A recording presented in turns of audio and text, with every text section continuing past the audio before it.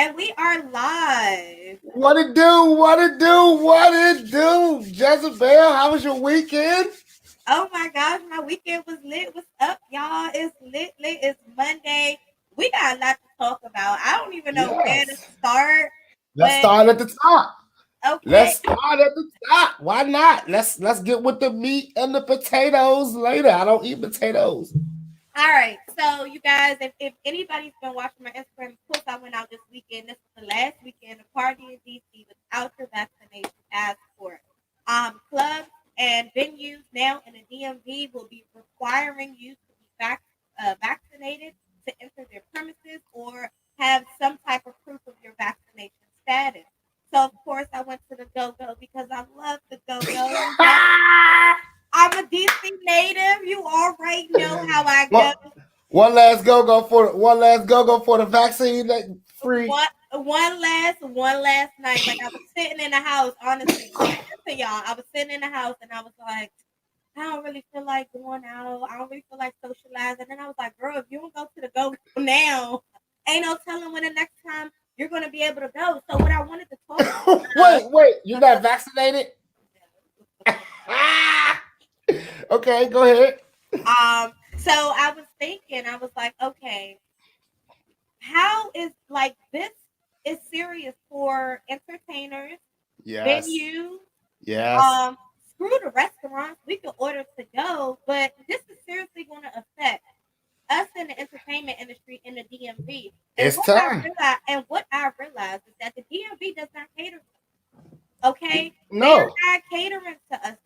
The entertainment industry in DC is not enough money for them to push back on small things like that. So, Right. so guess what happens now? We leave.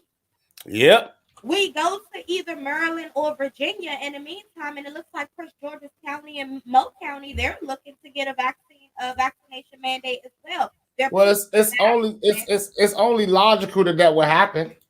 I mean, they're pushing back. Maryland is pushing back like shit. But it's still, it's crazy just to know that you won't even be able to party here in the DMV. So guess where we're coming to? I mean, like, We're coming to the ATL. We're coming to Dallas. We're coming to Florida. We're gonna go to states that's gonna allow us our personal freedom. that's not what artists are gonna do. That's not what artists are gonna do. That's what I'm gonna do. Artists are gonna sit at home and they're gonna complain that they can't work because of COVID. Well, Now, I gotta tell you, I gotta tell y'all here, I have started my vaccination process, one shot down and one shot to go.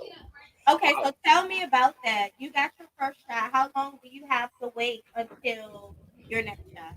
3 weeks. Okay. Yep, Um, 3 weeks. yeah, house parties is definitely about to be lit. I'm considering the vaccine. I'm just waiting for Yo, if people bring back house parties, then that would confirm my synopsis that the world is in a reverse and a global reset has started, and it seems that we'll be starting back in the 80s.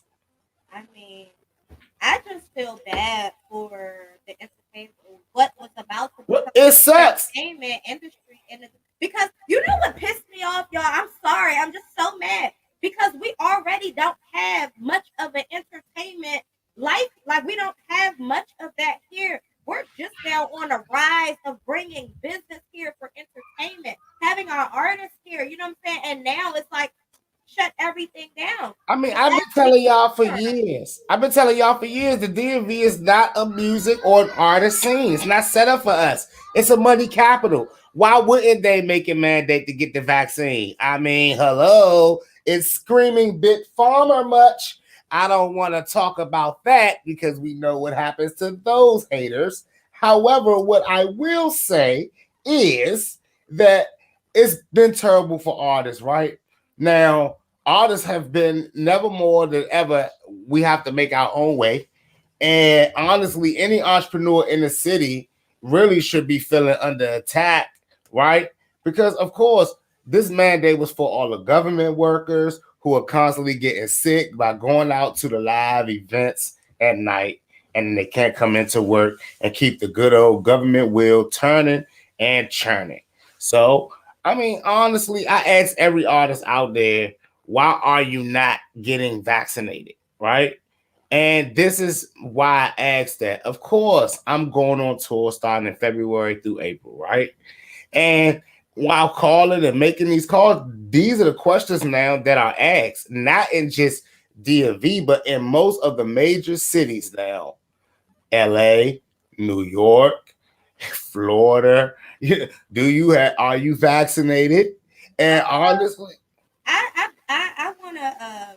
Most of the states are requiring you to be vaccinated. these are dumb ones. Democratic Oh yeah, yeah, of course. run. Because they are trying to line the pockets of big pharma. They gotta play along. So I'm sitting here like, okie dokie. All right. I Well, mean, it's just, I guess the push, like the forcing of people, like doing, it makes you not want to do it. Like, I have no reason not to get vaccinated. I was reading an article, and if you travel outside of the United States, like if you go to certain countries, you have to have a yellow card. And what's on this yellow card is you go. I had 6 shots.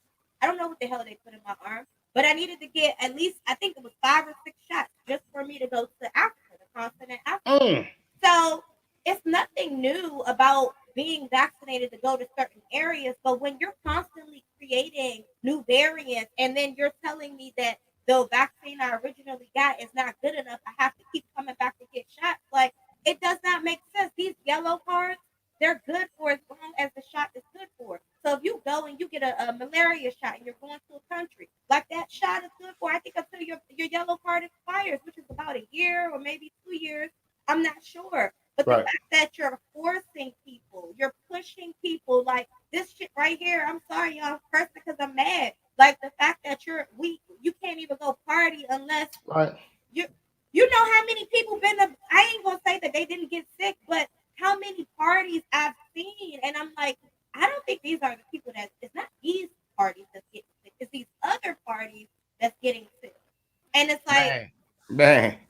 There's a showcase that goes on, and I won't mention that showcase on the show because they don't pay us for promotion. But I was reading on Instagram that everybody at the showcase got sick, oh, passing around one big COVIDy mic. And I mean, like honestly, people are not taking the proper precautions. wait, Um, now when you say everybody got sick, did everybody get sick with COVID-19, or did everybody just catch a cold? Because at this point, you can't oh, well, even I mean, they was all throwing around the C-19 word. You know what I'm you saying? Like, you can't even sneeze or catch a cold, and they like everything that used to oh, be listen, on I don't even. I get so afraid now hitting a J in public, like before I get somewhere, because I'm all like, I'm sorry, guys, we cough. You know, you got to announce it because, like, now they don't even understand when the TAC kicks in. I'm like, we cough, not COVID, not COVID.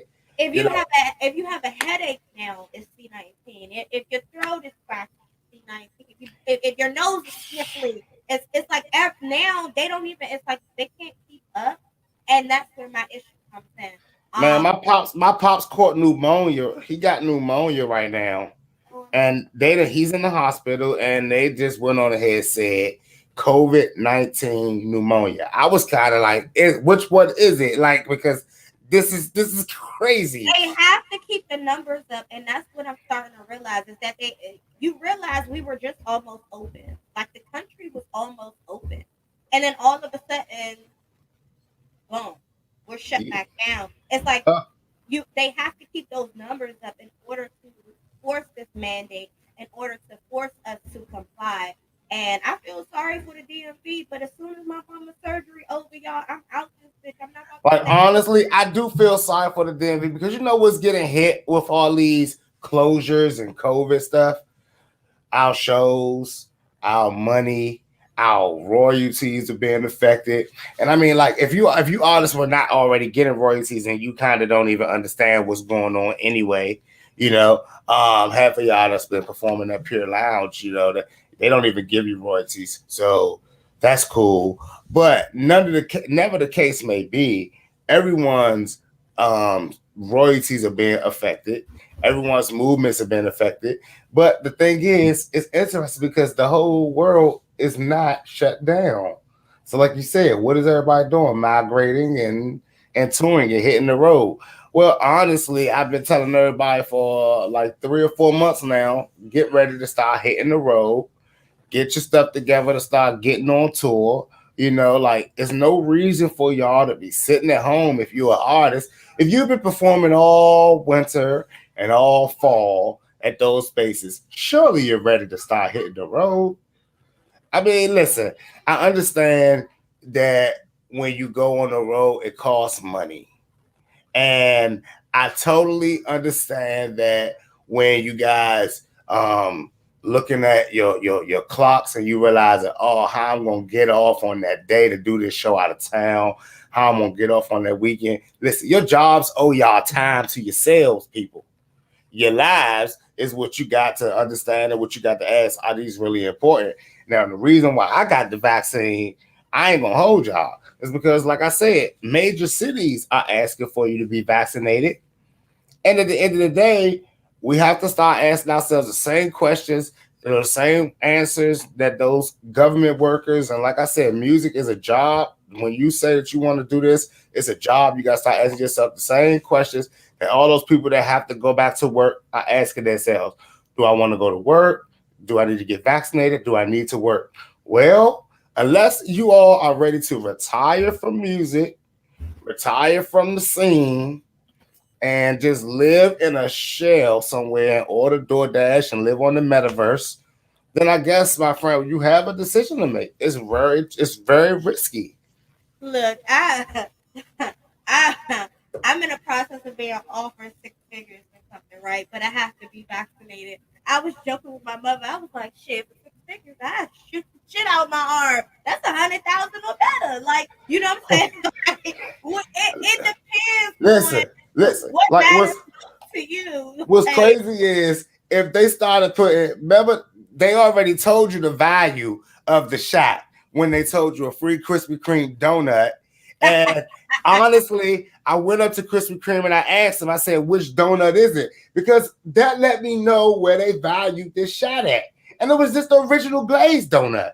So for them to offer me an original glazed donut, which is about 40 cents, that's what you're telling me that getting the shot was worth.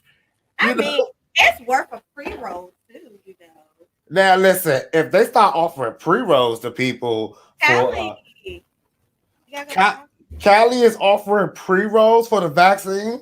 originally they were. I don't know if Nah, listen, I ain't gonna hold y'all. I'm no head or nothing, right? But there's a strand that is $100 or 3.5. Now, I will get the name of it in a second, but that strand is only sold in Oakland and it's $100 a KD. Now, if they want to call me out there and I get my second shot for a pre-roll of one of those J's, I'll gladly line up. But I think I'll already be a fallen victim. Once you get your first shot, you kind of lose the perks of getting something free for the second one. now, while we're at the topic of talking about strands and Mary Jane and all this good stuff, Well, let's I talk got people. about Meek Mill. Someone wants to jump in on this conversation. I just sent them the link, so you might see somebody jump down in that their Okay, studio.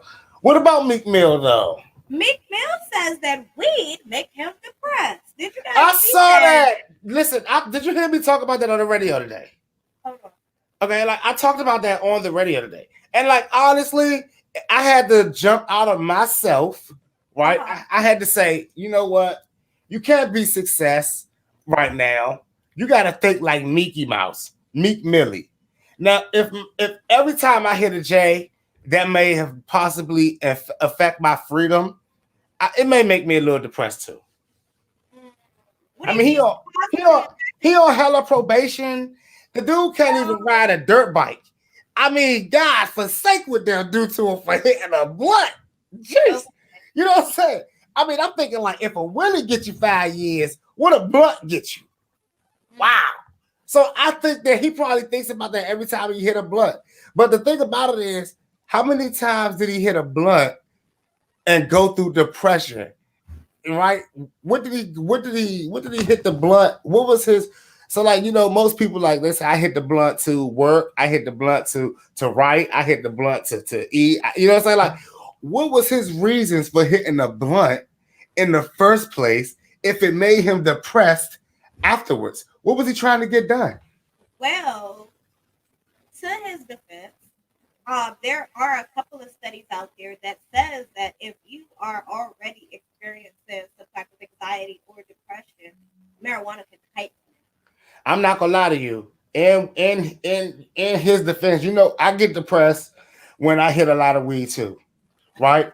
And it usually happens like, you buy a good ounce and you're hitting all the weed, you're just rolling the blunts, and then you reach back in your jar and it's very like you got 2 J's of that good stuff left. And at that moment, there's this little, I realize that I'm happy reaching for the jar. I'm like, And then you get sad. I sit like that for a couple of minutes until I can find someone to pick up the phone. And I gotta now I'm now anxious and depressed because is it gonna be the same quality? Is it gonna be the same stuff that I want? Like, is it gonna be a good price? All these things are going through my head. I gotta go get it. I gotta get back with it. So, yeah, that's why the government needs to change the rules and make it to where it's just like growing, like having a tree out in front of your yard. I think that everyone should have the right to have a flower bed of tree in front of their house if they want to. Now, I went through that. What day did it rain up here? It rained one day, and it was like nobody was around. And I was like, damn, I should have stayed in LA. You was depressed, right? I was sad, and I was like, damn, I should have stayed in LA. And the thing about it is transitioning. I don't know if y'all travel and smoke a lot, but I got high this shit in LA. Huff is Coming definitely back depressed. home and smoking. Not to say that the people here don't have this stuff, but it was such a huge That's what you get. I stopped smoking for one day. I kind of just let my body detox You have to reset yourself. so that I can get high off of this regular weed around No, here. you did not. You did not have to reset yourself when you got back to the. Now, see, now listen. I want to go on record that I have been telling you that you need a connect that gets their stuff from Cali Connect Direct. I mean, Because it's no point in playing around with our lungs, y'all. Once you have good Cali weed, once you have good old Mountain Pennsylvania weed, good Oregon weed, good Colorado weed, Seattle, I'm gonna tell y'all right now, Seattle is tricky, right? Their good weed is demo weed, but after the demo is over, it's all huff downhill from there. It's all huff from there. It's like they all get one good demo ounce to pass out to everybody, and then when you go to buy, it becomes weird. But Vegas has good weed as well. But once you have their weed, you don't want to go back. You don't want to go back. I was just getting, of course, I'm an individual.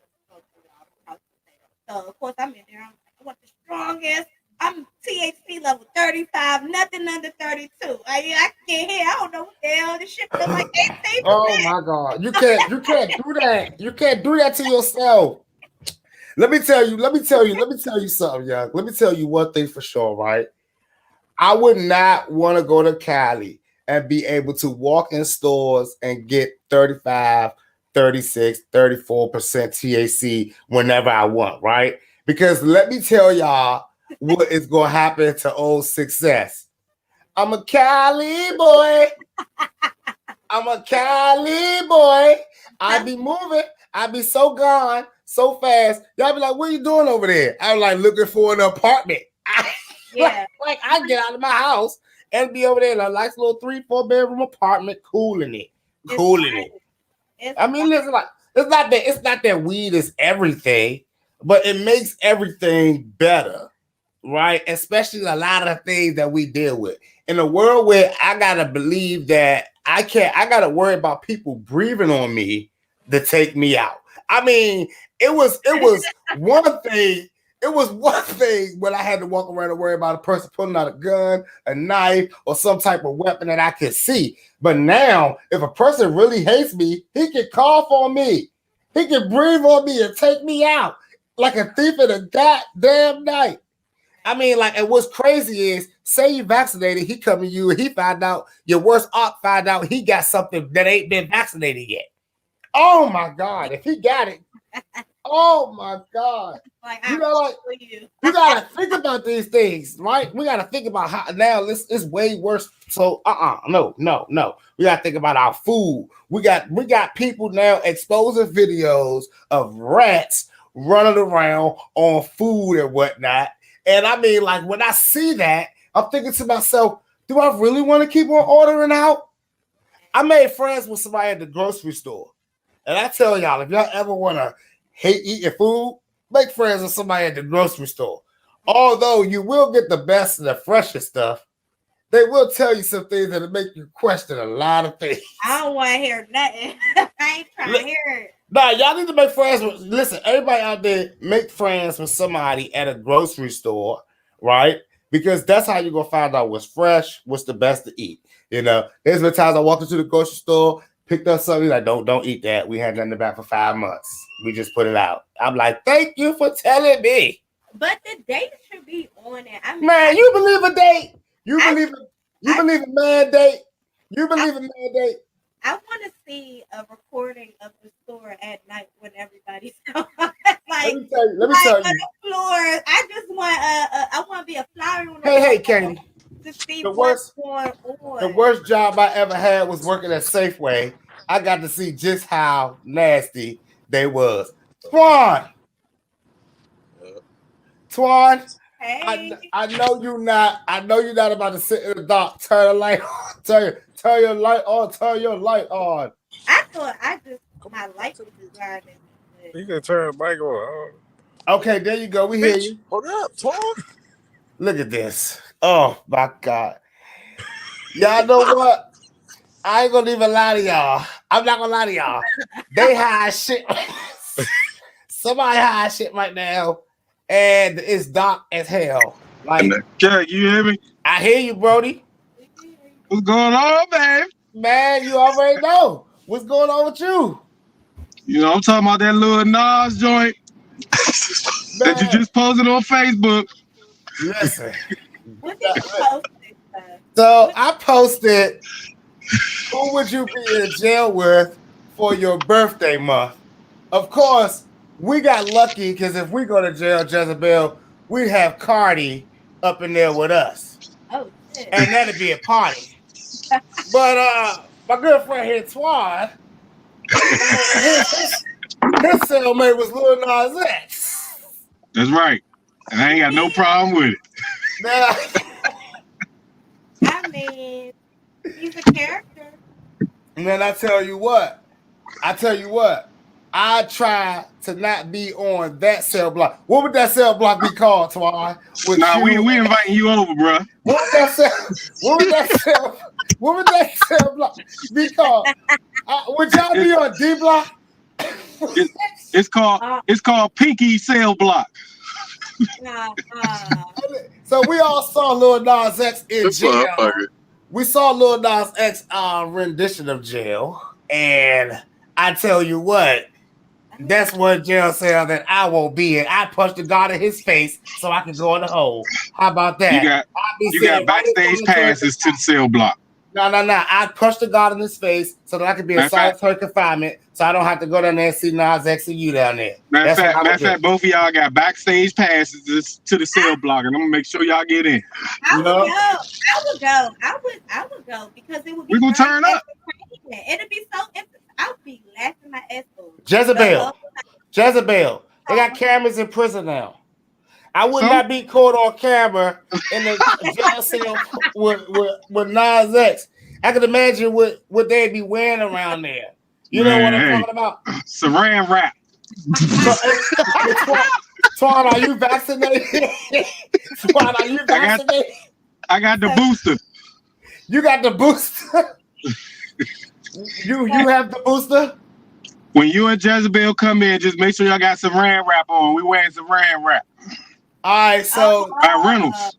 All right, so Flaw, it was good seeing you. It's always a pleasure. It's a great day here at Boss Biz Radio. Make sure you like and subscribe. Jezebel. We pause. You know what? Like Jezebel. You know what? That man is the worst. It sounds like a party. It definitely sounds like a party. So you ain't coming because of the Saran wrap? Yes. Or what? I'm not coming because of the dress code. The dress code is definitely unofficial, and not official jail prison wear. And I'm one for rules and guidelines. It's Lil Nas. We're special. We can wear what we want to wear.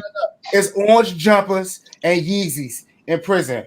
That's what we're gonna have the Saran wrap and the Yeezys. We'll keep the Yeezys. We'll do the Saran wrap and the Yeezys. But it gotta be Reynolds. I don't do all that off-brand shit. We gotta do Reynolds. All right, guys. So y'all wanna I ain't mean to say shit. y'all wanna say good night and tell our people out there where to find y'all at. You can find me in Southeast DC. Oh wow. Jezebel, you can let them go, Jezebel. Let our good friends go. Now, listen, I post some of the craziest things on my Facebook. My Facebook is one of the most hilarious things. I tell all of my friends on Facebook, because they're mostly my friends and family, that they can come right on the show and let's talk about anything. One of my friends next week supposed to be having is Willie Green with Real Deal, right? So that's gonna be lit out of Minnesota. So that's gonna be a real good lit interview right there. But now, honestly, Jezebel, I tell every artist out there on a serious note, you gotta just make the decision now to be vaccinated or not to be vaccinated, and it's really about where you want to go and how much you want to do. And honestly, in this game, you can only ask yourself that question, right? I mean, we all did not want to go to school, but still, we had to get shots every year before we could, And this is what it is. We don't know what they put in our system at the time. I believe right now I'm walking around with a chip in me now that they tracking me somewhere. Do not start with that. Look. I feel like what do you have to lose by getting it? I mean, honestly, look, they should have never told us DMX passed away after he got it. That's what the first thing. Listen, I'm sorry, y'all. I'm sorry. If y'all want to make it real, you don't tell niggas the bad stuff. You don't do that. You got to give black people the best stuff, like the best results. You got to be like, yeah, such and such hit $1 million after getting vaccinated. Everybody be in line to get vaccinated. He wouldn't win a lottery after getting vaccinated. All the motherfucking heads to be getting vaccinated. They be done, locked and loaded, fully vaxxed and playing the numbers. They be looking at the time. They're like, okay, I got vaxxed at 6:30. What's your numbers, old timer? 6, 3, 0, 30. They be on it. Now, speaking of people giving us stuff and us not knowing what we're putting in our bodies and so on and so on, let's talk about Lil Xan and his manager. Now, did you hear that he's suing his manager? I think his name is Matt. I heard. That is so. I mean, that is so disgusting to me, right? Like, why sue the man? Okay. So, like, don't sue the man for being your runner, right? Don't sue the man for being your runner, and don't say that the man provided you with drugs knowing you had a problem. He's also your manager. He's knowing that you had a once as well. So, I mean, like, it's a thin line that management walk, right? Because if I have an artist who performs best at a certain level, it's my job to make sure that they stay at that level. Now, listen, I'm going to tell you straight up and down right now, right? It's my job as a manager to make sure that artist shows up and gives his best, right? And at the end of the day, I'm not trying to be funny, but I heard something interesting the other day that made me think, and it made this moment right here relevant. A fan of Chance the Rapper, and she's an avid fan. She says she's been following and listening to Chance the Rapper since his first mixtape. And I said, wow, I haven't even listened to one Chance the Rapper project yet. I've heard songs, obviously, I'm no idiot, right? But I haven't heard one Chance the Rapper full project yet. She goes, well, a lot of people say that after Acid Rain, he's fell off. I said, well, why is that? They said, well, he quit doing drugs after that project, and he's been doing everything sober. And I'm like, interesting. I didn't know that because I'm not a Chance the Rapper historian anyway. But so it's like, you guys don't like the new Chance the Rapper, the clean and sober one? So it's interesting. Well, Chance the Rapper claims to be an indie artist, which he may or may not be. He does have a deal with Apple Music. However, we won't go into that on this show here. But he claims to be an indie artist, so he has a little bit more freedom. However, Lil Xan is not an indie artist. He's signed. So he has commitments. So I don't think that he ever actually said out his mouth to his manager, hey, bro, I want to quit the pills. Right? Because I'm sure his manager would have not minded paying $1,000 a day what he said he was paying. I'm sure his manager would have not had to keep running and meeting these sketchy people all the time if you want to quit. So if a man is providing these things for you and you're still taking them, I don't know how you can sue that man. That's why I think that I'm gonna tell y'all what this is though. This has been this color, right? Because that's a privilege right there. Now, what other drug users in the history of the damn industry have been able to come out and just sue their management for providing them with said drugs? I mean, we all know that there's all while they're in the studio, we don't think that the artists are saying, let me run out and get an A for a pound, do we? Surely there's, yo, Rocky, go get it. Somebody's always running to get it. Now, should there be a clause? Like, should managers put some type of clause in their agreement with the artist in which they're not responsible? They're not. I mean, you gotta protect ourselves out here. Like the contract could be like this. Hey, did you read section C? Hold on, let me read it. Any drug use or paraphernalia would be your choice only. You have to pick a designated runner, not me. So you say you can't get me any drugs? What it would say is, if you choose to participate in extracurricular activities, I, as your manager, have the right to withdraw myself from that, and you choose another appointed person specifically for that, or you get it yourself. I wouldn't want to be responsible for that. That's just like people that don't smoke weed. Like, I would not smoke with you. I don't care how much today you want to smoke. That's my problem. Man, like it's crazy because with you can't. You as a manager have a right to just be like, you know what? Nah, man, I give you the number, but I ain't gonna go get it. You know what I'm saying? Like, it's crazy because you have that right anyway. You have that right to not get it anyway. You know what I'm saying? And honestly, if you're a real head, you're gonna get what you want regardless. So right. I don't. This is just weird. This is just all a big publicity stunt, possibly to sell some records. You know, I don't know, but I tell you one thing: he's a white kid suing his black manager. What a coincidence! Do you think it might start some type of trend to where when artists may not excel or accomplish what they want to accomplish, can then turn and say, "Hey, you're the reason that this happened because you smoked weed with me"? Well, we already know Megan started that trend with the going against the label and fighting against your label and taking them to court, stuff like that when you don't get your way. And honestly, no, but this may start a trend with artists getting out of contracts, you know what I'm saying, and claiming certain situations for reasons that they're in certain situations. And I mean, like the honest, this is the problem. A lawsuit doesn't mean that someone did something wrong or whatever the case may be. It just got to be uncivil. You know what I'm saying? It just got to be proven to be like, hey, did he do it?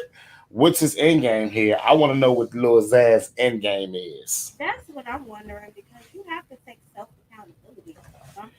And speaking of Megan, Carl Crawford, 150175, signed a Yeah. new artist. Shout out to Martina Marie. I've been following her for a while. She's a true spitter, true lyricist.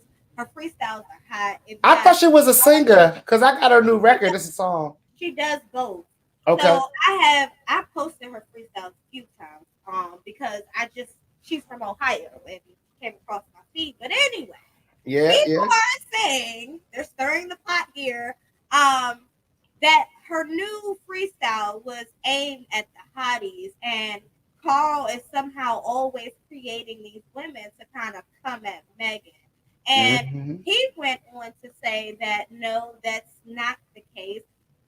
She's not even from Houston. And what do you think that is? Like, do you think maybe there is it's marketing? I think it's a great marketing strategy. Speaking I of love which, it. she changed her name on one of her posts to the Martina Snow. Yes, I seen that. I mean, I was just, I was just like, first of all, lyrically, I don't think Megan is something, and I just don't think so. But Right. as far as her getting to that level, can her coming at Megan hurt her later on in the No, day, as it did with Erica Banks? no, right. See, the difference between Erica Banks and this girl here, Martina Snow. I actually read an article last week, and I talked about this on the radio last week, right? That Martina Snow was brought on to replace Megan Thee Stallion, who's about to go on to a different situation, right? Now, we all know that Carl is selling the label anyway. It's not a big deal. So that's Right. not really what the deal is. But this is about having somebody that's going to play along, be in line. And I told y'all, the industry likes artists that are dumb, not smart. And Megan got too smart for her own good. Now, let me tell you why this won't hurt Martina Snow. Well, because now she has the engine behind her, right? So it's a difference when someone is driving a vehicle and they have no power, like Erica Banks, right? Erica Banks ruined her situation when she showed she didn't know how to handle fame and success by talking shit about everybody that used her music on TikTok, right? Now, at the end of the day, fans ain't in the small world of social media now. You only got one time to mess up. And the reason why they think about the timing of this. Court starts with Tory Lanez and Megan Thee Stallion. It comes out that Tory Lanez didn't shoot her at all. She's possibly lied about the whole thing. Really? Where did Well, that end? you ain't been paying attention, girl. Possibly her girl shot her. Her homegirl that was in the car shot her. Now I did hear, people spectating, but this was like a few weeks ago. Yeah, this is when the court case started. Okay, all right. Then there's a Martina Snow new artist pop up. And I mean, come on, Megan Thee Stallion is now selling chicken and chicken sauce and stuff like that, right? So I mean, like, this is not ironic that these things happen. I told people that, Broke up a party. yeah, and listen, I'm gonna tell y'all one thing for sure, right? This entertainment industry, what we're seeing right now is a phenomenon in the time, but it's no speculation that it should be no surprise that it's happening because I told y'all there's a shift where women are now the men. I mean, I hate to say it like that, guys. I ain't no man. Nah, I mean, listen. And Unfortunately, right? I'm gonna tell you like this. When you say things like that, let me tell you how that sounds now. It sounds like the white people that say I'm not racist. Right? Because it's not, listen. When a woman says I ain't no man, and like I understand the man is the king of the household or head of the household, yes, and things like, nah, like those things are called pure story. right? If you was to get on a sandbox in today's world with that, they would not put you on a mega on a pedestal, right? Because No. this is hot girl summer all year round now, and that's the new theme. This is women don't need a man; they need an OnlyFans, right? Look, I do not subscribe. So anybody, I just don't subscribe to Now, like see, the thing about it is, you may be traditional, right? You may be traditional. Amen. However, like we're talking about like 20 to 29 to 20 to those like 28-year-olds, 25-year-olds, Oh yeah, they're not. 19-year-olds. Listen, the crazy part is it's now more glorified. Cardi B told girls to get their ass done before they get their teeth done. Because a guy will invest in your fat asses before they invest in a cute smile. I mean, When I heard that, I only thought to myself, oh, what a world we live in where that's the advice given to our young girls. but she's not lying. Somebody else said the same thing. I mean, the sad thing is, The ass is cheaper. The ass is cheaper than the teeth. the reality of it is, who knows who's right or who's wrong, right? The reality of it is there's a shift in the world where women are on top and men are not on so much. Right now, you probably you got about 5 female rappers right now in the game vying for supremacy. And you got still, you got women outselling men at an all-time rate right now. And everything. A person now would rather hire a female as a brand ambassador before a male. Men really like men. When you put it that way, No, like a female rapper can make controversy just off of anything that's not violent, not even related to that. Doesn't have to matter. A male goes only viral when he does something violent or out of line or OC crazy. And it's getting to a point where there was a rapper in Atlanta who is going viral because he got liposuction and a tummy tuck and abs.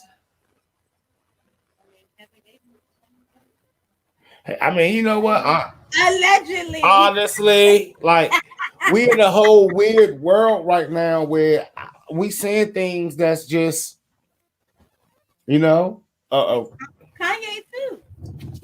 So he had to do it for y'all. That's what he said. For y'all, because y'all wanted him to look skinny to keep up with Drake's. Speaking of Drake. I ain't gonna lie. There's a lot of stuff in this. There's a lot of stuff that happens in this industry now that when I be watching it, as a fan, I see how everybody is like, oh, hey, wait a minute. But on the other side, I see how it works. And sometimes, for one, I didn't expect Megan to win the way she did. But they put I don't really be expecting indie labels to really do too much. You know what I'm saying? Especially like 1501. Carl is a baseball player. What do you know about the music industry? And it proved that he didn't know anything about the music industry. He's using it as a hustle. He understands how to make money from it, but he doesn't know how to do the business properly, or he wouldn't be getting sued by Megan.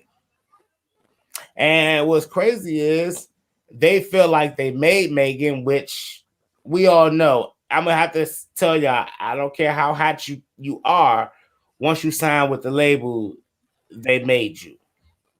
Because their campaign that they're gonna do is gonna take whatever you did and make it look like peanuts. Yeah. And the problem with it is, what you're gonna realize is when you go back to do it without them, because you get big-headed, you fall off and you fail a little bit because expectation levels don't drop with the people that you're working with. Too many people believe that it's all them that make stuff happen as opposed to a group effort. So let's just be real. Megan is going to be good because no major label is going to allow her to walk around looking dumb. Now, if she stays indie, then she may be done. She'll sell more chicken than she'll sell records. Now, I think you told me who you think would be on the versus with Jay-Z, but did you say Kanye? Kanye would dominate Jay-Z in the verses. Lil Wayne would take Jay-Z in the verses. Future would be a good versus. It would be a fun, entertaining versus. Drake would dominate Jay-Z in the verses. So why did he say no one? Why did he say no one? Never mind. Why did Jay-Z, why did Sir Cabalat say no one can take him in the verses was the question. Now, if there's any Jay-Z fans looking at this video today, you are free to challenge me on anything that I'm about to say. But when I speak of Jay-Z, I don't speak of Jay-Z as a rapper. I speak of Jay-Z as a businessman who understood the business well before all of his other companions in the business. Okay. I'm not really a huge Jay-Z fan, but there's a few series about him. Listen, you'll meet everyone that you'll meet that's a huge Jay-Z fan. Are hard-working men. Hard-working men. Men who get up and go to work every day and just have settled in with their life and don't even want to be great anymore. They love them some Jay-Z. Now I'm talking about the man that loves to get up and just go and cook at a school. The man who gets up and just loves to go and drive the metro. You know, those are big Jay-Z fans. Good everyday collar men. What? That's a compliment. That's a backhanded ass compliment. No, that's a compliment. Those are really big Jay-Z fans. Like everybody I know, they be like, I'm about to go drive this bus today, bumping Jay-Z all way. All Jay-Z fans, like they drive like Lexus's E-classes and like that stuff like that, right? They love that stuff. They feel really empowered. You know what I'm saying? They drive Camrys and Tahoes and Suburbans and bump that Jay-Z. They still wear Yankee caps. I'm done with you today. No, I'm trying to tell you. Listen. Jay-Z is for my like. Now my father listened to like Mystical and Tupac and stuff like that, right? So he ain't even listening to a Jay-Z. I mean, I like maybe my one. I don't know. I might got an uncle that like Jay-Z, right? But Jay-Z has been the most consistent rapper that we have ever seen, and I tell y'all that is impressive in his own, right? Now we get impressed by Jay-Z's resume, but I'm trying to like when I talk on this show because it is a business show. Jay-Z is at the top of our class, right? If we talk in business, Jay-Z's at the top of our class. If I don't tell y'all how that Jay-Z's infrastructure and how to move is the way to move in this industry, then y'all should never watch this show again. If I say anything other than that, whoever watch me again, why? Because I ain't paying attention to the business. I mean, there was a time when everybody was getting 5 cents. Jay-Z was the only artist getting $1. But a lot of y'all ask why, how, you know, there was a time when no one owned their masters, and Jay-Z went and got everybody's masters and owned everybody's stuff by learning the system. I mean, this guy owned a basketball team, for Christ's sakes, and worked that system of owning that basketball team only to be working the system to get his restaurants and stores in all of these stadiums. Magnificent. He don't want the team, he want the stadium. Wow. What? Why you gotta be so sarcastic? No, listen, because one of my friends was like, "Man, I wish that your streams could do this and that and the third," and you sitting up there giving all your money to Title. I said, "Well, if only we all could be a Jay-Z and start our own streaming service." I mean, because why we can't, because we can't afford it. I mean, we can't afford to have a nice ass fucking streaming system for the world to pay into and buy and have a good time with it. I mean, as some of you guys that would try to copy it, you wouldn't know how to get people to come and look at the damn thing or even start streaming music from it. And don't lie, you start with your friends, you start with your family, you be asking all them to look on it, and they'll be telling you shit like, "I got Apple, bro. I got Spotify, my dog. Oh, I use Tidal." And then 3 months later, your service will crash because you probably got a 3-month free subscription. Because that's how we do it on our level here, right? I'm just trying to tell y'all, Jay-Z told us something different. But musically, Jay-Z's a chameleon in music.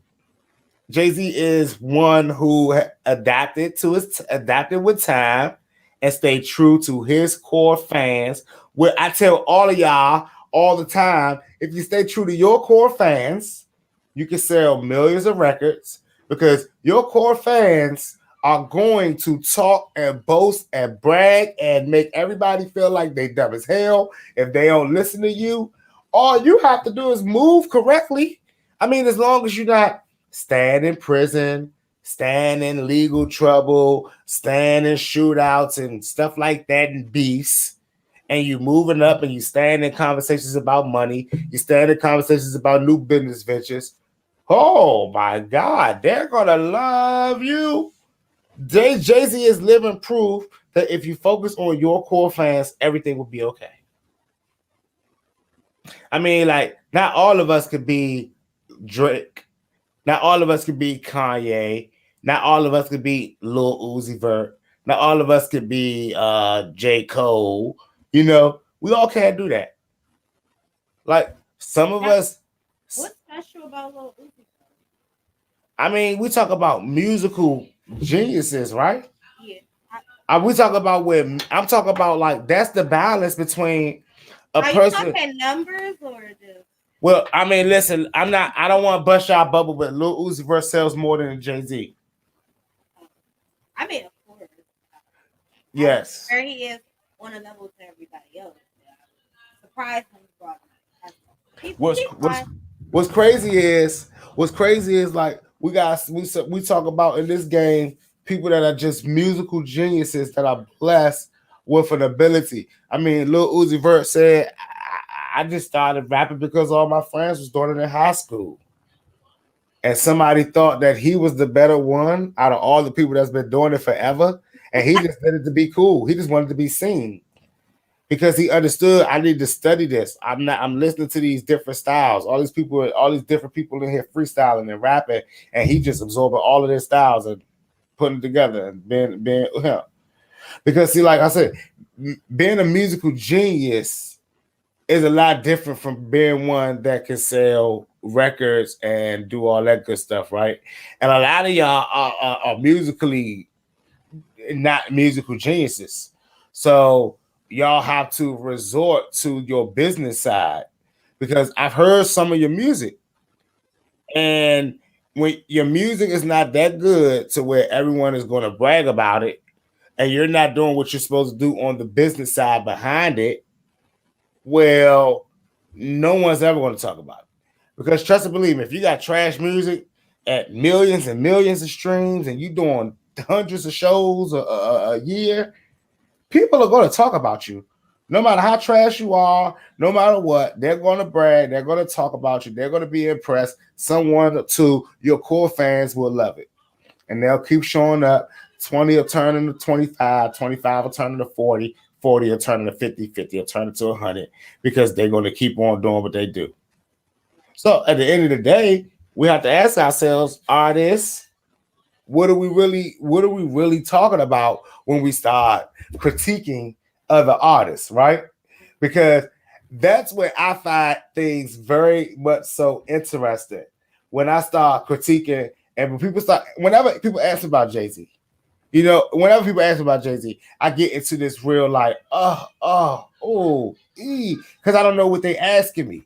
Are you asking me, is he a businessman? Are you asking about his music? Because I don't know. I separate the two. You know what I'm saying? Because I look at a group like the Migos, right? Yeah, they may make good music, maybe, but I'm pretty sure and pretty confident that their business side is pretty shitty.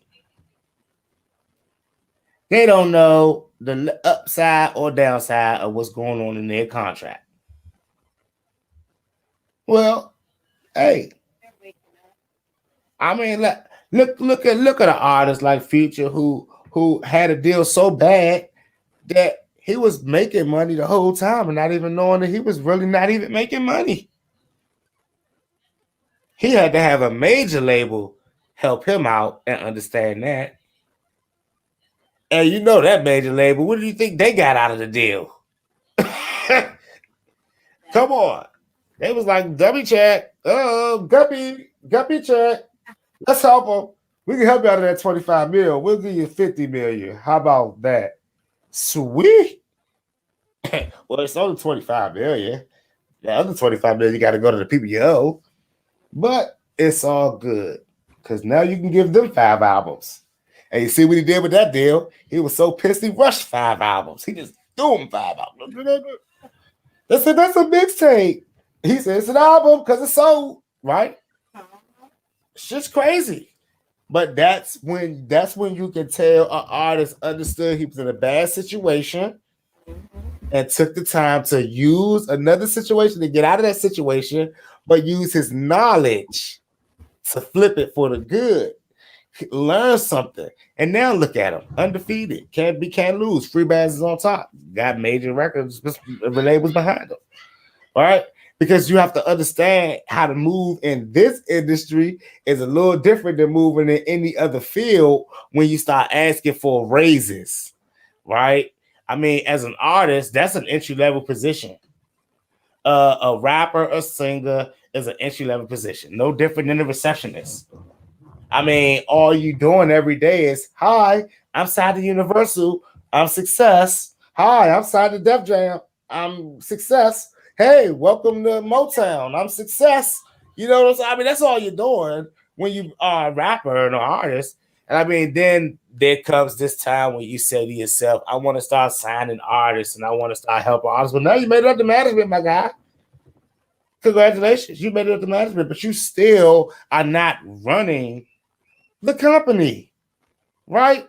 There's a difference between ownership and working for somebody and working within a infrastructure of something. I mean, not trying to be shady, but everybody can do that. You know, give me 1 second because I gotta do this key here.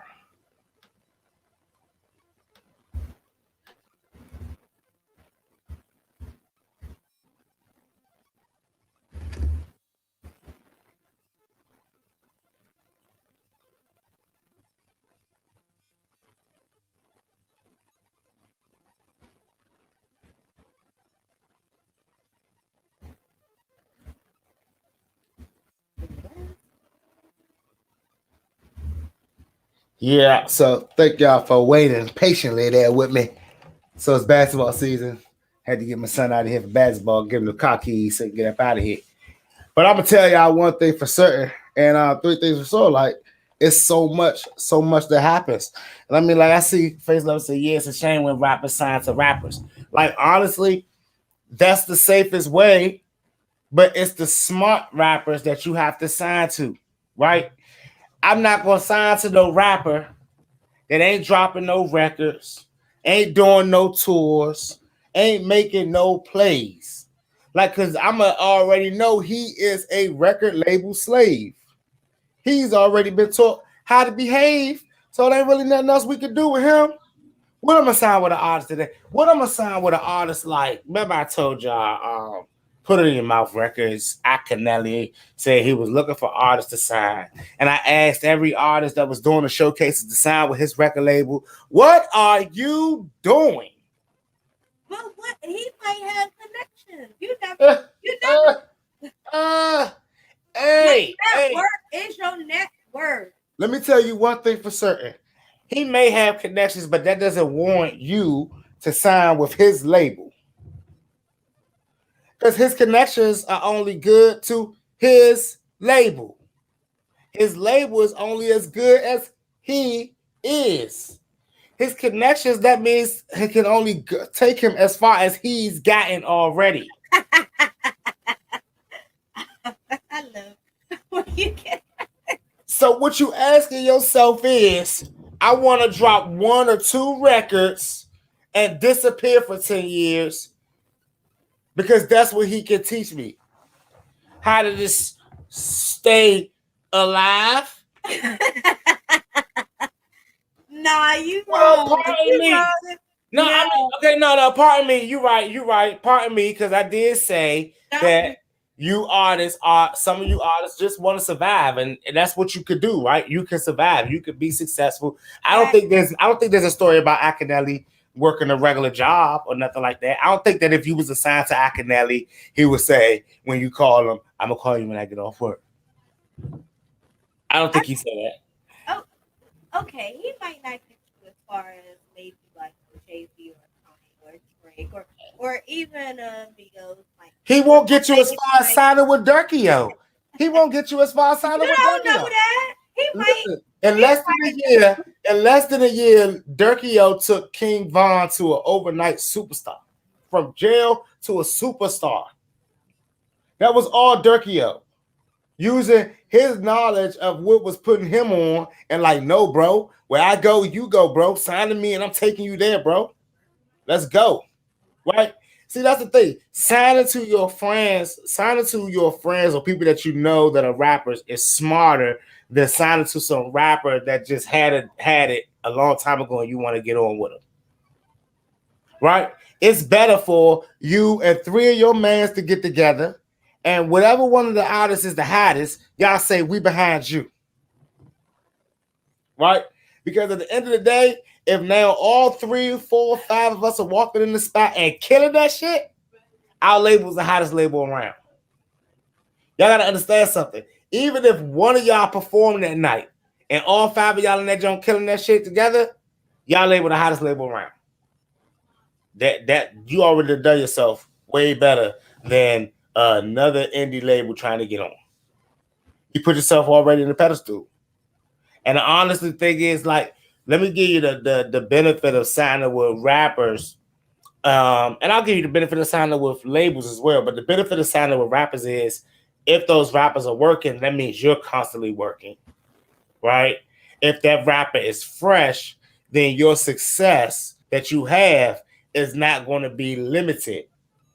Because you can surpass them with work ethics, you know. Also, you won't be confined to probably what you can or can't drop, and you'll be warranted with good connections on collabs without being restricted to who you can and can't work with.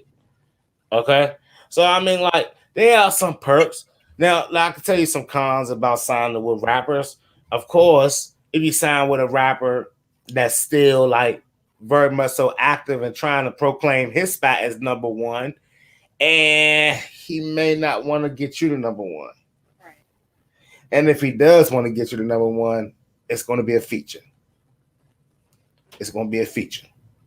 And I mean, like, he may have a strategy like Gucci, where he know that feature going to go number one with him on it, and then afterwards, the rest is up to you, because of course he gets percentages no matter what.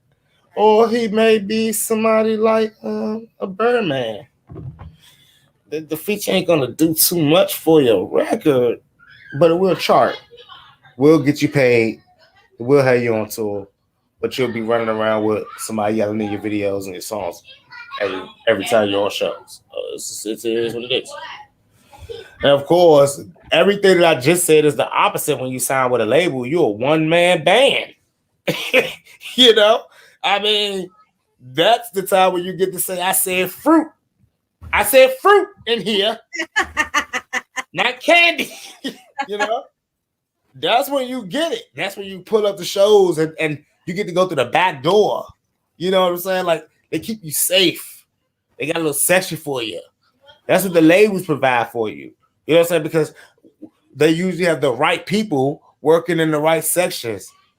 You know, when you get off the plane in whatever city, your pictures is everywhere. And I mean, this may happen on the indie side with other rappers, but like I said, your picture is gonna be attached to another rapper's image always. But you know what I don't see a lot of? Artists don't really be putting, I mean, outside of social media. Like I was walking on Georgia Avenue and I seen like Nardo with like posters like all over like this wall. And I was just like, how come local, regular, up and coming artists don't do that? So honestly, I'm not gonna even sit up here and hold you, Jezebel. I'm gonna tell you straight off the rip, it's knowledge, right? Because honestly, and this is some game that I'm giving away right here, but this is what we do here. If y'all knew what it costs to put a street team together, you probably do it. And half of the time, you don't put street teams together because y'all don't even y'all that word, that B word, huh? You know what I'm saying? They hate that B word. That budget is the worst word. Oh, I'm sorry. I shouldn't have said it. I know I just cussed and somebody gonna probably demonize me for that, but I didn't mean it. But that B word, man, is the most scariest word to people. And I hate to say it, y'all. You kind of need that B word, you know. And I mean, like, there's nothing wrong with having a budget. My bad. I said it again. But there's nothing wrong with having it, right? It's nothing wrong with saying to yourself, I want to put this in marketing. I want to put this in promotion. I'm going to put this in the street team. I'm going to put this in campaigning. I'm going to put this in, posters and shit like that. I'm going to put this in that. I mean, come on. It's literally nothing wrong with that. The scariest thing is if I was to tell you, hey, $300, you can get a couple kids to just post your flyers up everywhere. Pay a couple kids $10 an hour for about 2 days, $5, $50, what, a day, 5 hours. I mean, come on, people. It's called putting money where your mouth is. And of course, if you want to be cheap, go on, put on your mask, because the last thing you want people to do is see is you posting your own flyers. But go and put on one of those Kanye masks. Walk around the city and start plastered everywhere. Get your octopus arms up. Wax on. Put them posters up. I mean, you don't listen. The most you'll pay is getting the flyers and the posters. It'll cost you a little, but I'm talking about taking yourself to the next level. Trust me, Nardo Wick didn't get out there and post his own flyers. What the fuck is that? But you know what's crazy is even with that, and then he got the song with the features with 21 Savage, G Herbo, and Dirt. Yeah. Yeah.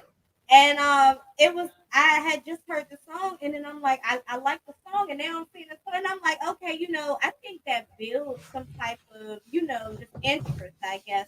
I don't know how much it would do for an everyday rapper, but I'm just. No, it was this rapper called The Mayor.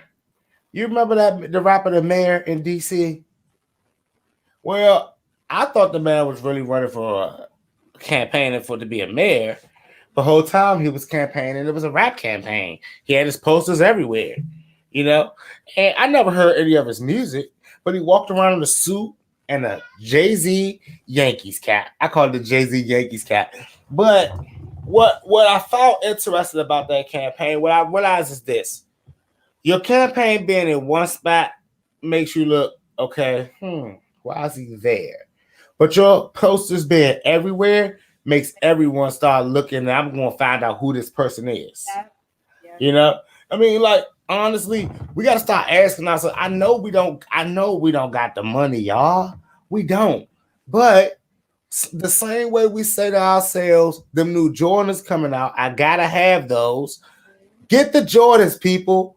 Get your Jordans. But think the same way. Think of your record as getting those Jordans, right? Because if you don't say to yourself 2 months, 3 months in advance, and then put this bread aside to make sure I get these shoes, or let me put this bread aside to make sure I get these views and these motherfucking people to see me and these motherfucking people to come out, then guess what, my friend? Well, guess what, my friend? No one gonna see you. And I hate the people that do Instagram promotion. I hate the people that think that posting it on their Instagram is what the fuck is up. You don't need to post it on your Instagram. You need people posting it on their Instagram. I mean, it looks obvious you're going to tell us about your record, but you got to get these blog sites to start talking about your record. And let me tell y'all one thing. I tell y'all, I'm always learning. Every day, I'm learning. And like, I really was like, okay, boom, you do this, you do that, great success. But I'm learning it's way more easier and way more cynical than that. And I told y'all this year I was going to be cynical success. So I got to tell y'all, it's way easier than that. I mean, it's way easier, y'all. What's wrong with looking up BDS radio stations, putting packages together? EPKs is what they call them. If y'all don't know what the EPK is, quit rapping right now, or you can just inbox me and ask me what the EPK is, and I'll tell you quit rapping right now, but I'll still tell you what the EPK is. But let's just be real, y'all. You putting your packages together and you're now setting up your interviews. Some may cost you, some may not. But if it ain't BDS radio, then it's just for the fun of it and for their fans, which is still great. But if it ain't BDS radio, they shouldn't be charging you that much for an interview. I'm gonna tell you that right now. Right? And some of these blogs, some of these sites, y'all gotta start partnering up with, reaching out to these departments and figuring out how can I get my album uploaded. And I'm just gonna be straight up and down with y'all. If you can't handle these things, hire a PR, a publicist. Hire these people. If you don't trust a publicist, don't talk to a publicist. Okay? If a publicist quotes you a price, if you've already researched that publicist and you know their work, then they've given you their price for it. At the end of the day, y'all don't ask what a person's price is set for because nothing in this world is free. Okay? And what I'm trying to tell y'all is why nothing in this world is free. If y'all think every radio interview, every blog site, every magazine, all those things cost, because those people have to pay their bills as well. Those people have to get it in as well. And with that, with them keeping their light bills on, these people have to pay these prices and get these things done and get all these publications. And guess what? It keeps you looking like a star. But again, y'all don't understand that part because y'all all want to be indie without asking everyday questions. Well, what does a record label do? You cannot say I want to be indie and move like an indie artist, right? You have to ask yourself, what does a record label do? Maybe all you indie artists should take a field trip up to a record label one day. Jezebel, that's what they should all do, Jezebel. They should take field trips. Remember those field trips where you used to get to walk through and you used to say, hey, this is the such and such department. And here's Frank, Diane, Susie. They do this. Over here in this department is the great old such and such department. Down this hall, we got that's what people need, tours. So that they can see and they can come home and say, look, Mom, what I learned today was there's a marketing department. There's a cover art department. There's a lyric department. They have everything. And then you'll understand to yourself just how much you are really lacking as a full-blown artist that's trying to make it. I ain't gonna hold y'all. I was blown away when I walked into a real label. I was like, wait a minute. Did you pull a Bobby Schmurder? That's what they do. No, I actually did not pull a Bobby Schmurder. I was like more so. This is what's happening back here. I clutched my chain. I said I feel like the game is highway robbery right now. I was like, damn, we ain't being fair to our fan base because our fan base is already being fed, and we're gonna try to feed them our stuff. Well, listen, y'all. What I realize is this: our fans are not fans of artists, y'all.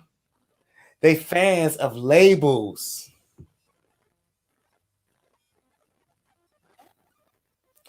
Fans are not fans of artists.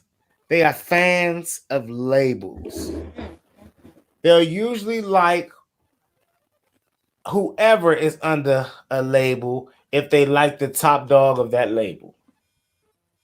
I mean, back in the Rockefeller days, people couldn't tell you that Memphis Bleak and Freeway and Beanie Siegel wasn't the best rappers in the world. Are, though. They are. They up there. Yeah, back in Cash Money was hot, and Lil Wayne wasn't yet Lil Wayne.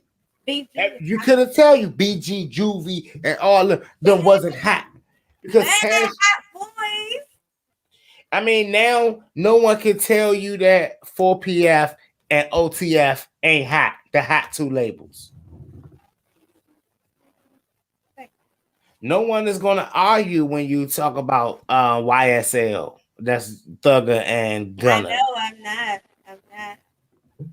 Because you know what? Like now these youngest understood, they took their field trip into the labels because the labels wanted them all, and the labels broke them up, separated them from their friends, and kept them out because they was gangsters and because they was trappers and drug dealers, and their friends was like, bro, this all we doing, bro.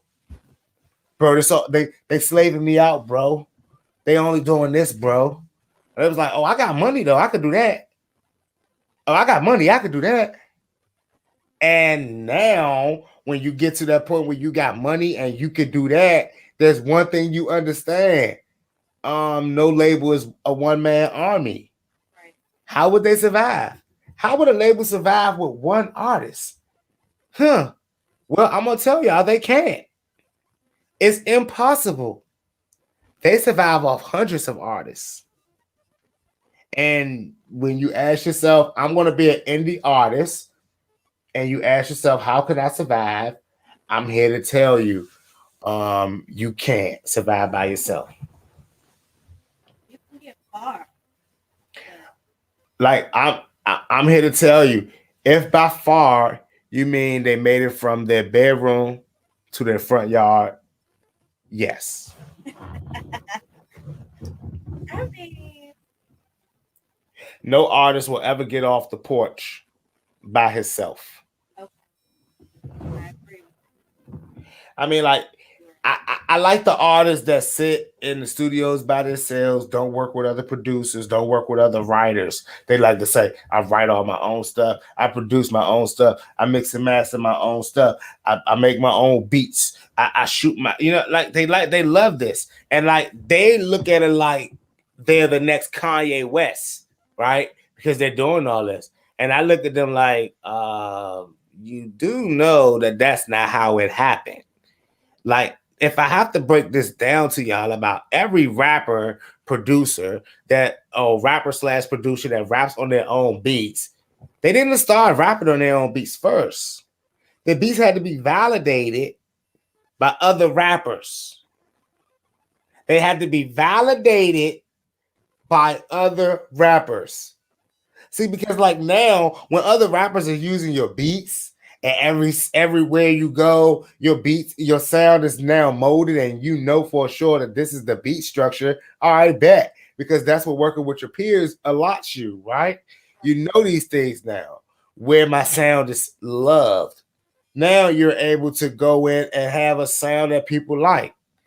I mean, if you're a songwriter for people, at least some songwriters, their biggest downfall is always the look.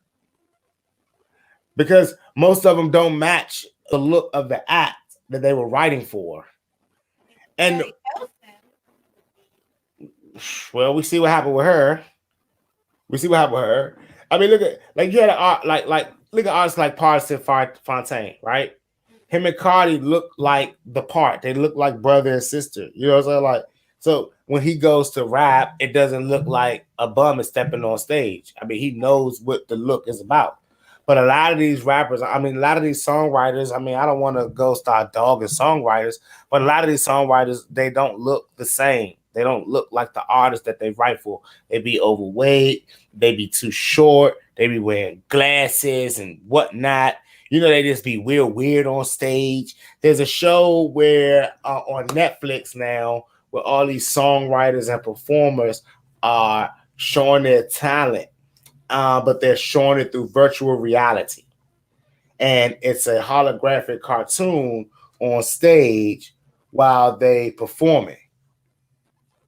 So that's going to be one of the things that is amazing because you don't know who they are, what they look like until they lose the competition. Then they come out and you see what they look like. And y'all should watch that show because it'll give you a real good idea. There's a lot of talent out here. There's a lot of talent. So when you ask yourself, I'm not on because is it because of talent? It's a lot of talent. Like we all get it, right? You all are blessed. You all have talent. But at the end of the day, it's bigger than that, right? This music industry is like any other industry in the world. I mean, you can't do any business and people don't want to be it, don't want to wear it, don't want to shop at it, don't want to look like it, don't want to talk like it, don't want to walk like it. And unfortunately, I hear a lot of y'all people, a lot of artists be like, I won't do that. I'm too real for that. That's not me, things like that. And I ask myself, what do you mean? What do you mean? What are you talking about? I mean, being a rapper is no different than saying I want to go to the NFL. And surely you can be fast as hell. You can catch any pass that come your way. You can throw 100 yards. But if you tell people, I don't want to do it that way, I don't like that, I ain't doing it that way, I can't do it that way, you ain't getting to the NFL. I mean, you may be cooking people on Sunday, but it's going to be for some other league. Because at the end of the day, no one cares that you can call your own plays, Peyton Manning. That's not what the world is interested in. Right? Honestly, I'm gonna be straight up and down with y'all. The music industry does not want another Jay-Z. They don't want another Drake. Like, and I mean, they may want the sound, but they don't need y'all to have that knowledge and that pull. And all y'all want to come in with that knowledge and that pull already. I need this. I need that. I gotta have this. Nobody wants to be the you're my everything Drake. You're all I ever needed. They all want to be Drake now. The sixth god. They all want to be sixth god Drake. Nobody ever wants to be Jazzo. You know what I'm saying? They want to be Jay-Z now. But no one wants to be Jazzo. No one wants to look like a clown to get on. Right? No one wants to wear the dumb stuff to get on. But everybody wants to be classy. I mean, like I told one of my friends, I said, y'all know Jay-Z used to wear the big dumb chains too, right? Little clothes, gold teeth, all that craziness. Y'all do know that. No, that's Jazzo. You can't count that stuff. I said, no, that stuff was to create Jay-Z. I said, that stuff was what he had to do to become what he had to become. But y'all want to jump straight to that person without the what they had to do part. Which is very interesting to me. Right? I find that part very interesting. Because I've never understood how we ask ourselves, or say to ourselves, I want to be this great person. I want to do these great things, but I only want to have the outcome of the greatness and not the steps. Nobody want to be hit with the stone. You know, nobody want to be Noah and build the boat. Everybody want to get on the boat. Damn right. Skip the first process. I mean, but that's because a lot of what people think, they don't see the hard and the gritty and all of that. A lot of people don't show or tell them. Nah, you want to know what's That crazy? story. That's true, right? But when they do learn it, you know what's the worst part? A lot of people think they're better than that, or they're above it, or they don't have to do it. And then the ones that do think they have to do it totally misinterpret the message. Because it's like, that's why I wouldn't say to somebody, yo, I had to sell pounds to get a budget. Because then this idiot of God there starts selling pounds. And he go to jail and he like, like, so you got to tell her, like, yeah, it wasn't always hard. Like, I had to go out, I had to get a budget. They're going to ask you, oh, how'd you get a budget? Listen, you tour, you go on the road. Nah, the outcome may not be, the how I got on tour is not the question, right? The question is, how did you get the budget? You go on tour. Because once you get on tour, checks start coming in. Right. That's how it happens. 3 to 6 months, checks start riding in. And if you're touring for 3 months, 6 months, you don't even notice it before the time is up. And it's like, dang, okay, cool. I'm not telling y'all how to get your cushion, but y'all need your cushion. You need your cushion. You need to get your money up, and you need to get your sales in position if you want to be indie. If you want to be signed now, don't ask me. I'm not signed. You know what I'm saying? Like, I can't tell you how to get signed. I know a lot of people that has gotten signed, and all of their stories are different. Well, that's Not really two, good. not two people gonna tell you that they got signed the same way. That was the thing that I ain't gonna say shocked me with Martina, was just watching her grind and freestyling her parts so long. And Right. it's like, I just want to see where, like, if her signing with 1501 and Carl is going to, what I'm saying, like, this is my first time actually witnessing, what I'm saying, somebody go from their car like every day to now Yeah. being signed. And I just want to know, like, what is this going to be, like, how far is she really going to go I with mean, for real, signing? look at, for women, the sky's the limit. That's how Doja Cat got found. I used to watch Doja Cat write songs on her live every day. Literally writing songs. Her thing was she would make the whole beat. Then she would come back later on the live and write the whole song. And then she would come back later on the live and do the whole video to the joint. So that was her thing for every day. She did this. And till one day she did the Moo song. And then the next thing we knew, Atlantic Records took her up. She was signed. So, of course, she used her own knowledge, though, to structure her business or how she moved. She Right. still moved the same way. She understood her core fans. But one thing she understood the most was that Atlantic was going to offer her more fans, their fan base. Like I said, if an artist understands one thing and one thing for certain, that when you go and sign with a label, that's like putting on their work uniform, right? So you don't no longer, your fans are automatically along for the ride, and now you on in their eyes. You have to cater to them, but you have to now think about this. They brought me here to do a job. What do their fans want? And honestly, Carl knows what his fans want, and I won't say nothing to sound disrespectful on air, but Carl knows what his fans want. They want Megan Thee Stallion and women like Martina Snow.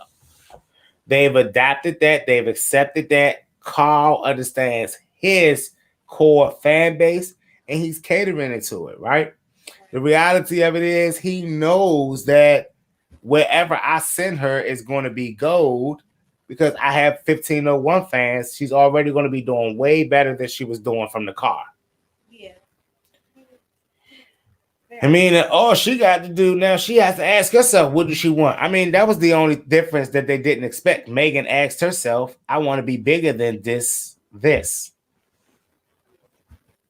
So she started talking to Rock Nation, and I'm just gonna keep, I'm just gonna keep observing because I'm really happy for her, and I just really, really, really want to see her. Like, I want to see her up there. Like, I'm yeah, not even gonna lie. Like, I'm excited, yeah. and I just really hope this is like the best move. But then also comes that question with, you know, how do artists get signed? And that's what you were saying. You can't tell somebody exactly how to do it because everybody's method and mode is Yeah. different. But consistency, I will tell you Consistency is that the key. it's Consistency is the key. it's the key to almost everything. If you want to really do something, if you really want to make something out of yourself, you have to be consistent. Yeah, I've had major labels reach out to me, right? My last major label that reached out to me, it was a big deal. They offered me a lot of money, and like I said, it was about freedom. It was about, well, not really freedom. I don't want to use that word and misconfuse anybody, but it was about advancing and what I had to do with my advance. You know what I'm saying? And at the Right. end of the day, I'm not going to be in a situation where I'm already going to be song and dancing, but I'm not going to do what you want me to do with the money, right? Like at the end of the day, my advance, if you're going to give me something, let's just say my offer was 500,000 with only a 10% bonus up front. Now I'm thinking to myself, why are you going to give me a $500,000 budget with only a $50,000 advance? And I asked myself, what would I do with $50,000? Well, shit, my debt threshold is already higher than that. Yeah. So now I got to ask myself, is that smart? Because I'm not going to even be able to freaking work. When I'm going to work with $5,000, maybe after taxes, you're only going to see if you get a $50,000 advance. After taxes, it's about 30,000. After you see that $30,000, shit, would that give you enough time to just live in your same spot? Can't even move. So no, when you sign, it should be because you know you're about to be working for the rest of your life. You're supposed to sign for that deal that's gonna set you up for the rest of your life. You ain't supposed to be sitting up that joint like I'm gonna be still in my bank account, figuring it out. When does tour start? You got to ask yourself now all of these questions now. And yeah, I turned it down. I turned it down. Well, why not? 500,000, they could offer me 1 million. What stops? Right? But I knew what stops them because once I understood the game, when they said to me, once it was broken down to me why I was only offered 50,000, you start understanding. Okay, build up your resume, build up your workload, right? Because they only offer you 50,000 because they're already blessing everything off of what you've been making and how much you've been making. And they say, all right, if he's made $5,000, $10,000 a year, then we're gonna offer him that times five. Everything is a 5-year plan with the labels. And they said they were gonna offer him that times five, and then hopefully with this $500,000 we put into the album or whatever we put his budget into, and they can say whatever they did with that $450,000, right? They can say it went to producing, they can say it went to touring, they can say it went to marketing, whatever the case may be. Of course, they'd have to show it, but at the end of the day, if I'm more of a superstar than I was yesterday, did they lie? They did their part. But at the end of the day, am I any more richer than I was before? Or am I more comfortable than I was before? And like I'm in this position, I ain't trying to tell y'all how y'all got to live y'all lives, but for old Sixxcess, I'm in it for the long haul. So for me, it's not a 5-year plan, right? It's something that the label has to believe in and know that it's gonna work. Like there was a lot of stuff in that deal that was structured wrong. Like the fact that who I had to do my first record with. They already had my collaboration selected. They already had the producer that it was going to be worked on selected. They already had the studio that it had to be done in. So all these things, when you know what I know, is the bill. Who's stuck with that bill? Well, who wants to own the masters? Well, if I say I want to own my masters, that's my bill. And that bill could be, again, y'all, whatever that label says. What if you get a beat from a producer from the label? You sign with a label, you get that production. You don't ask no questions. You happy about that placement, you place it. You get on the road, you start working.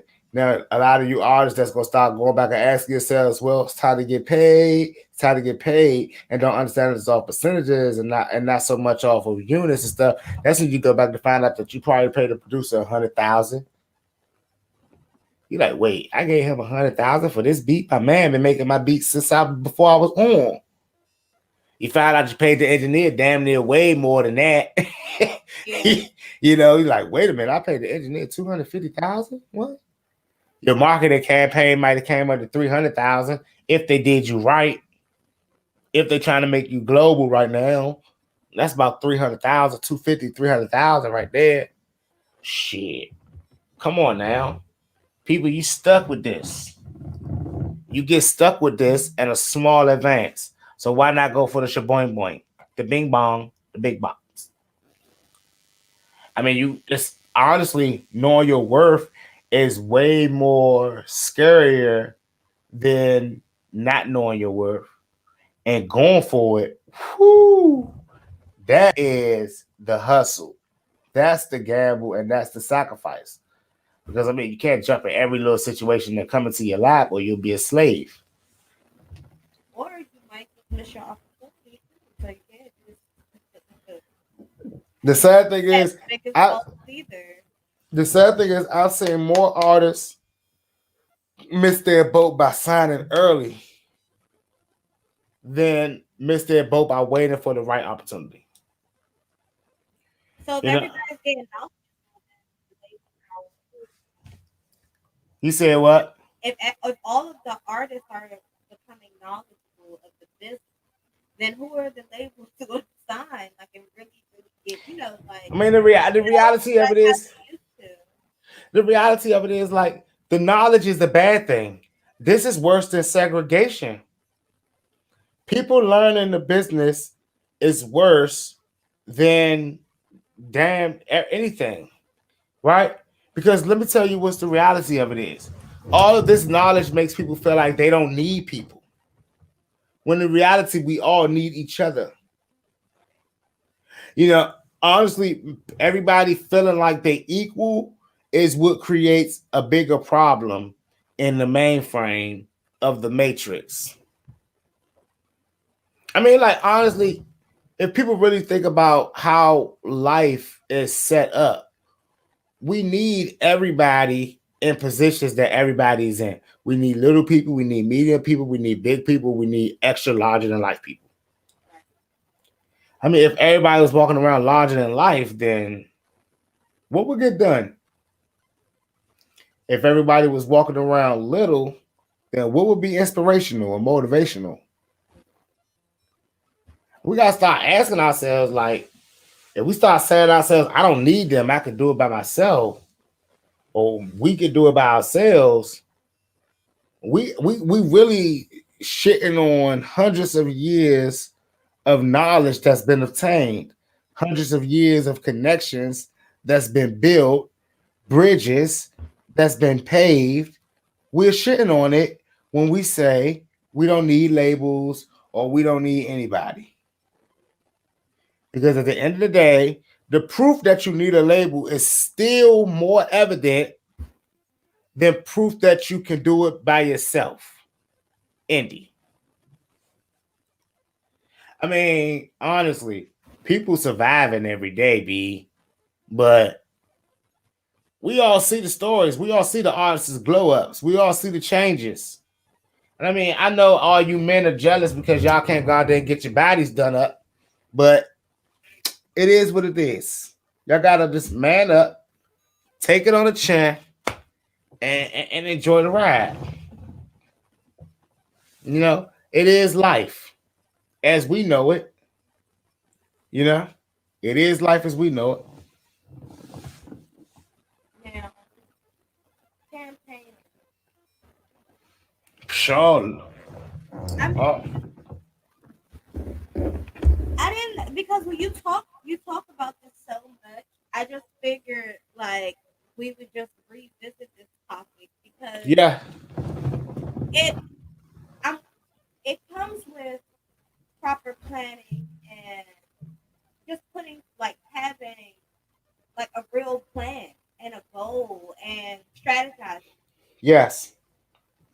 So I was thinking as far as artists are concerned, and I think I asked you this before, but ideally, how far out should an artist start their campaign? Would you recommend an artist start their campaign for their next project or Yeah. performance? And is it different?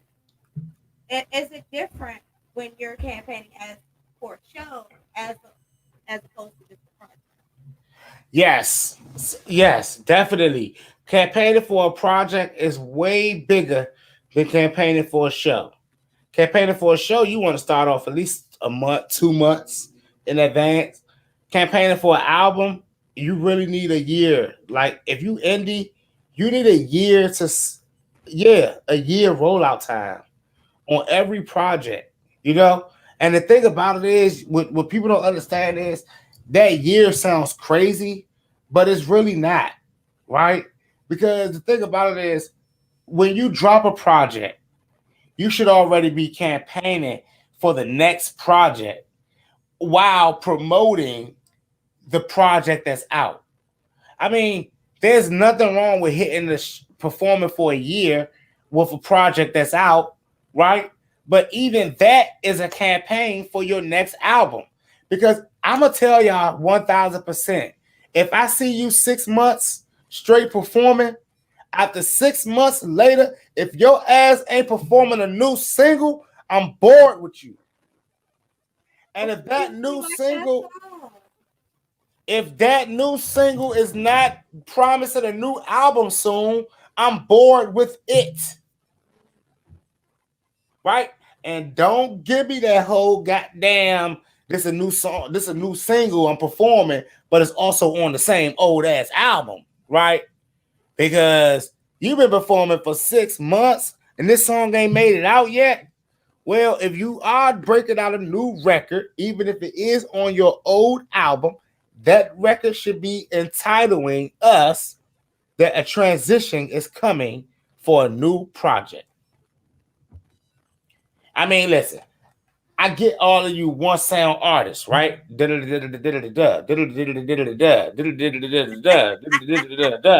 Right? a headache. I get it. I get y'all. I get it. And even when your new single come out, if it's again, it's better be telling me that something new is being worked on because what I want to know is growth. Are you getting tired of your shit? You know what I'm saying? Now listen, there's nothing wrong with being booked to perform a hit single for a year or 2 years on tour. But even still, you need to grace those fans. You're not going on tour doing 5 minute sets. Like really, really, trust me. If you just going on some open mic tours, then that's one thing. But after a year, if you don't got a new record coming, then your career kind of like it's gonna get faded to the back. Because honestly, you can't compete with the person who's dropping a new record every 6 months to a year, a new album every 6 months, every 8 months. You can't compete with that guy. So artist album rollouts have to be almost a year. I reckon 7 months to a year of rollout time, right? And I'm gonna tell y'all, this is done because you have to drop singles. You have to give breadcrumbs. A lot of people keep on talking about this is the new era of no more rollouts, no more big rollouts, no more stuff like that. But I'm here to tell them that is a lie. Rollouts are done differently now. Y'all realize an artist will be sitting there in this damn live a new record of playing this on his live stream that we've never heard, and he's on there just talking anything. And now his diehard fans are wondering, where's that new record you were playing in the background? So already, the real diehard fans, when you have a big core, they already talking. You heard the new record you playing in the background? That's gonna be on the album, I think. The album got to be coming. Right. Even if this artist never says it, artists don't have to come out and say it no more. Real fans catch the subtle hints, the flex. This is the era of flex, you know. And then they get that 2 weeks later. Oh yeah, the new single out on Friday. Or they tell you this is what the artists do, like Cardi B. She always say, "I got a surprise on Friday, y'all." Everybody get hyped up. What she gonna tell us on Friday? New record at midnight. And we all love it. I mean, we love it. I mean, so honestly, with shows, you need to be in cities working them. Definitely, if it's cities that you're from, you should be working that city all day long. I mean, you should be knowing where's the popular spots. You should be asking venues, corner stores, mom and pop stores, busted down old buildings. Your pictures and stuff should be on everything that it can be on. And I mean, listen, y'all, that costs a budget.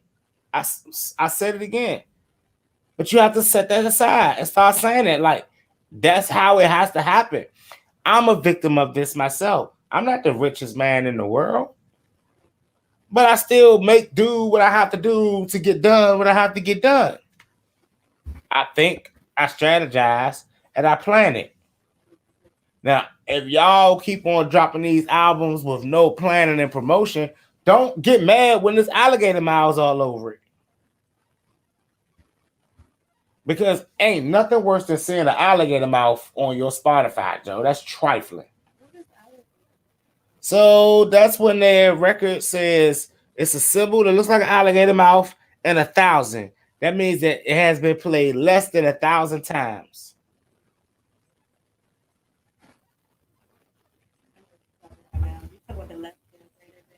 Yeah, that's the alligator mouth eating your record. I tell people that's your record being ate. I cannot stand you. Like, how dare you make that comparison? Like, I'm sitting here like, what is that? I'm trying to tell you.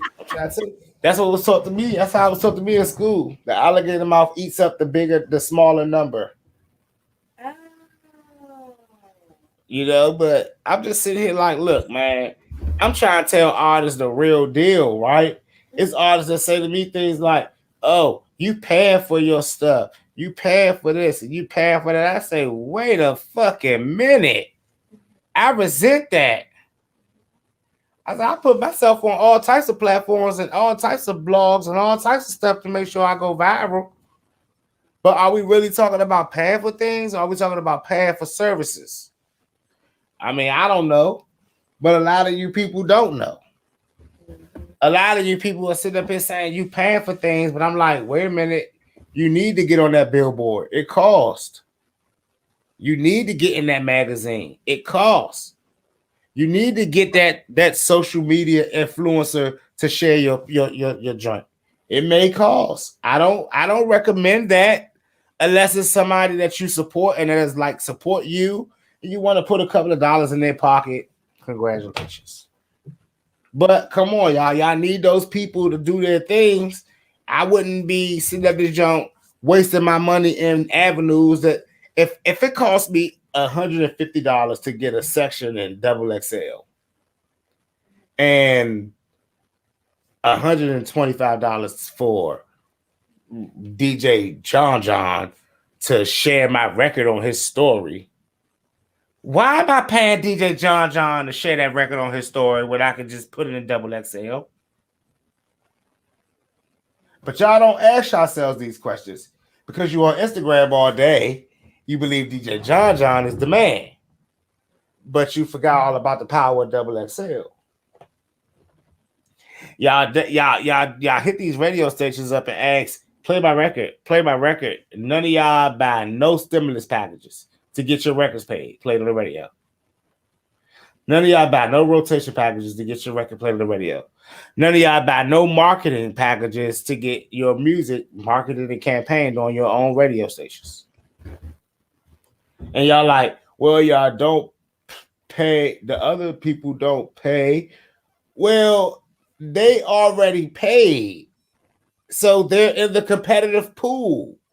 Once you hit these charts, y'all, then the rest is elementary. If you are on the charts, everyone's going to be wanting to play you. Obviously, that's how that works. Yeah. But if your record has an alligator mouth and you're not doing anything with your music already, then ask yourself why. Why should we? Why should we invest in somebody that don't invest in themselves? I seen an artist say, I refuse to invest in myself. I'll let it happen naturally. And then I went to his page and he had 2 monthly listeners. I said, well, what are you doing naturally to make it happen naturally?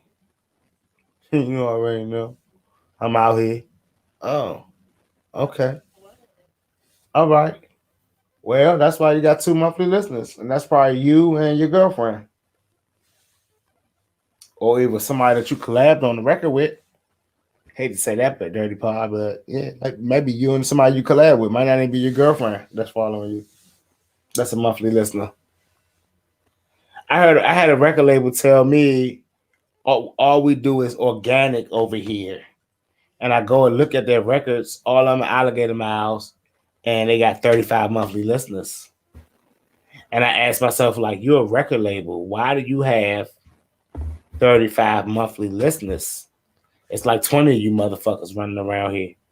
All of y'all screaming out your record label name and y'all got 35 monthly listeners. So that means that just y'all are listening to yourselves. A lot of people trying to throw y'all off with this word paying for stuff, buying this, buying that. They're throwing y'all off from everything that they doing. Yeah, you know what I'm saying? Y'all know what I'm saying? You know what I'm saying? You know what I'm saying? I always laugh at that line that J. Cole said in that song a lot.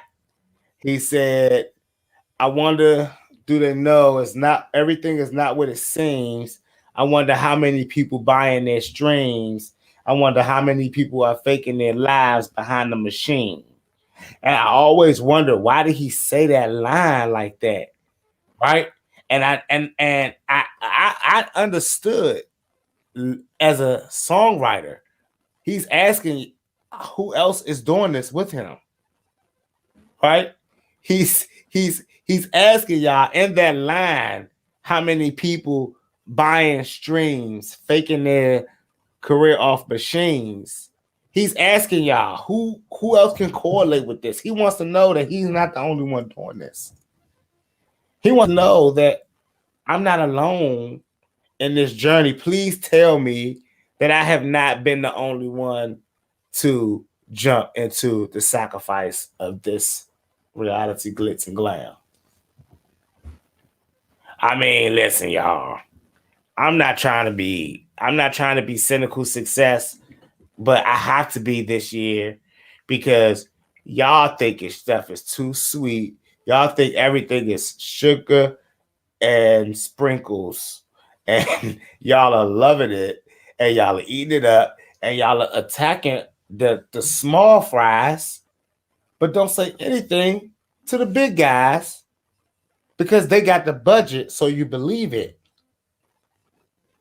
But I'm here to tell y'all, little guys unite everywhere, because if we move right, if we handle our due diligence for a few seconds, we can blend in. And in those few seconds, y'all, they can't tell us apart. So with those few seconds of fame, you have a chance to grab a few hundred, a few thousand. Right before that second is up, you got some time, and then you got to wait until your second come around again. But in that second, while you waiting for those other 59 seconds, you need to be entertained to however many fans you grabbed in your second of fame that you got, because they're going to be the ones that catapult you to get from 1 second to 2 seconds to 2 seconds to 3 seconds. Because that's how the game works. Grab what you can, appease them while you're in the light, and hope that you did right so that they can expand your brand. I mean, this game is not about you at all. It's actually like 1% you. The only part that's you is when you get to go in the booth and actually record stuff. But the show is for the fans. The music is for the people. And the business, well, it's for you to live. So, man. I just like I guess the transition of artists, just the knowledge that they're trying to gain, where it's getting them. Seems like everybody is an independent artist nowadays. Nobody wants to sound like they can control most of what happens. And it's very great. Everybody wants to drive the boat. Everybody wants to be in control until they start crashing and wrecking shit. Until they ask for license and registration. Until they ask for the insurance card. You know what I'm saying? Until they ask to see the chef when they discover the food is nasty. Everybody wants to be in control until it's time to be in control.